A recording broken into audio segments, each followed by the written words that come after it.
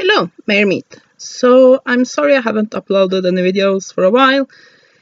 I had more computer troubles in that the store told me that my old computer they had fixed and I got it back and then could return the new one, but then the old one broke again and it's been quite a bit of a hassle, but now I have a new one and hopefully this one will work and last.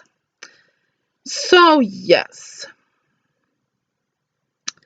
And I want to review a book, and it is called Chupacabra Road Trip by Nick Redfern. This is a book about cryptozoology, and of course then is about the phenomena of the chupacabra, or the goat sucker, and also a few other similar creatures that have been reported around the world. So basically, the format of this book is the author telling us about his experience with searching out clues about this phenomena, talking with witnesses, and also telling about various stories that has been told. So yeah, and also sorry about the yellowing of this video. I'm not sure what's going on. Eventually I'll find a better way to record videos. I think it's the software that's a problem right now. Anyway, let's start, like I usually do with books, with the index.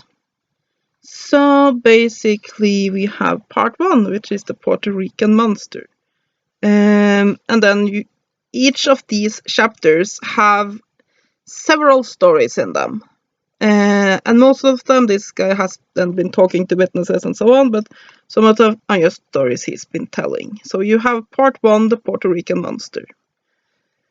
Then you have part 2, the goat sucker of the United States and Mexico. Then you have part 3, Chupacabra conspiracies, which is basically goes into the UFO angle when it comes to the Chupacabra and so on and so forth. Most of the various critters that has to do with cryptozoology has been linked to UFOs by some individuals. Whether or not that has any sense to it, I don't know. Cryptozoology is a thing that I'm interested in, and I've become more and more interested in since my husband have started seeing very, very large cats. It's actually also a cryptozoological topic, though less sensational than the chupacabra. That is cats that are impossibly large.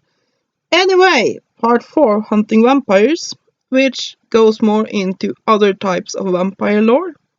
Since the chupacabra is dumped in with the vampire myths, because it is said to drink blood, but it's also of course said to eat entrails and basically eat any sort of soft tissue that can be found in small animals. Then you have part 5, hoaxes and my mistaken identity, which talks about stories that has been disproven. And then we have final words and theories. So, is this a good book? Well, like I said, it's not a topic that I am hugely familiar with.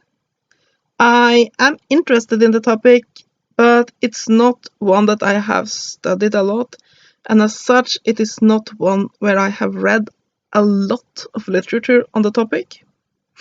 So I don't have a huge sample of books to compare it with. All I can say is that I enjoyed this book. It was fun to read. Some of the stories are clearly as there to be sensational.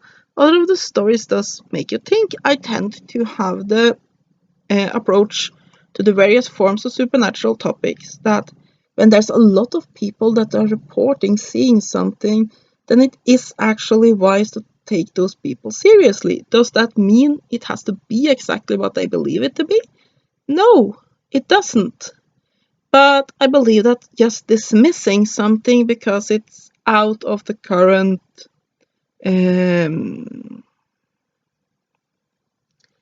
current scientific ideals and beliefs, I believe that to be arrogant.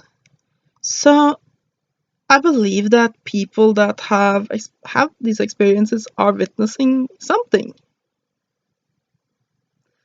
So yeah.